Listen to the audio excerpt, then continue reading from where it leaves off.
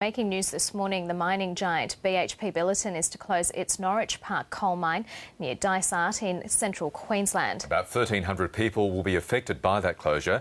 Andrew Vickers is the General Secretary of the Construction, Forestry, Mining and Energy Union, and he joins us now from Brisbane. Good morning to you. What official reasons have been given to the union by BHP Billiton for this closure? The official reasons are the geological difficulties at the mine, the flooding, which is still very much affecting the capability of the mine to produce, the high Australian dollar, and the reducing price of metallurgical coal, which is produced at the mine. And as a bit of a throwaway, and there's been some industrial action recently as well. Well, how much is industrial action or union militancy, as some business figures are calling it, to blame for this? Nothing whatsoever. If it was at the heart of the problem, then BHP would be announcing the closure of its other 6 operations who are involved in the industrial action. But you have been running a fairly long-running industrial campaign against BHP Billiton, focusing in particular on this mine. No, it hasn't been focused particularly on this mine at all. This mine has lost no more time than any other of BHP's operations, and as I understand it, probably a little less than some of the mines. Was it wise to keep running this industrial campaign? We'll get to some of what the log of claims is shortly, when you knew full well that this mine was struggling and could close. That option has been discussed with the workers who are actually engaged at that mine, and they took the decision that they wanted to continue with the industrial action. Even though it could mean the loss of their jobs? Well, their jobs weren't threatened by the industrial action. Their jobs were threatened by those major factors which I've already enunciated and which BHP have included in their notifications to Centrelink and to the general media. What exactly was the union seeking from BHP Billiton? We're seeking a new agreement and an agreement which is allowable under the laws which are currently in place, and it would be an improvement on the agreement that was put in place in 2007 under the Howard government's work choices regime, and it would restore some of the benefits and conditions that workers enjoyed under the 2004, the 2001 and the 1998 agreements. In tin tax, what were you after? A certain pay rise? What sort of conditions for miners? No, we haven't in fact discussed pay with the company. The company has put pay offers on the table. We haven't discussed pay with them. We have said consistently that we want to finalise the agreement, terms and conditions, and then we'll settle the money.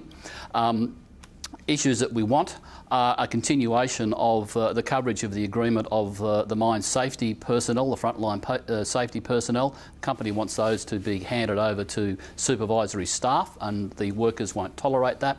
We want to return to the pre-2007 conditions that saw labour hire employees and contractors engaged as labour hire employees paid the same rate of pay as the workers at the mines for doing exactly the same work. There's a claim for an increase in the superannuation to match 12% of base salary, and that's to occur during the life of the agreement, and improvements to the accommodation arrangements that exist in the towns that service these mines. What impact do you believe, Andrew Vickers, this will have on the town of Dysart, which essentially supports this coal mine? It will have a devastating effect on the town of Dysart, because Dysart is already struggling as BHP continues to encourage workers at both the Saraji and the Norwich Park mine, the 2 mines that are serviced by Dysart, as BHP encourages people to move out of the towns and enter into commute arrangements travelling from coastal areas or from far and wide. There are already services which are disappearing from Dysart. There is massive competition from itinerant workers for the sparse accommodation which is available in Dysart. And I've heard reports, for example, that the local news agency which operates the post office franchise in Dysart can't continue a postal service because it can't get accommodation for the person to deliver the mail. Now, there are plans to start, I think, later today sometime, a 36-hour strike against involving 6 other BHP Billiton coal mines. Will that go ahead? Yes, that's intended to go ahead, and BHP's announcement won't stop the workers at those mines seeking to get a decent agreement out of BHP. Are you worried about further coal mine closures? No, I don't believe that will occur, and I think that irrespective of the industrial action that's taking place, BHP would have made this announcement. They may well have made it sooner. The CEO is on the public record as saying that it's not within BHP's acceptable economic profile now to continue to support operations that operate at a loss. This mine, according to the BMA asset president, has been running at a loss each month since November.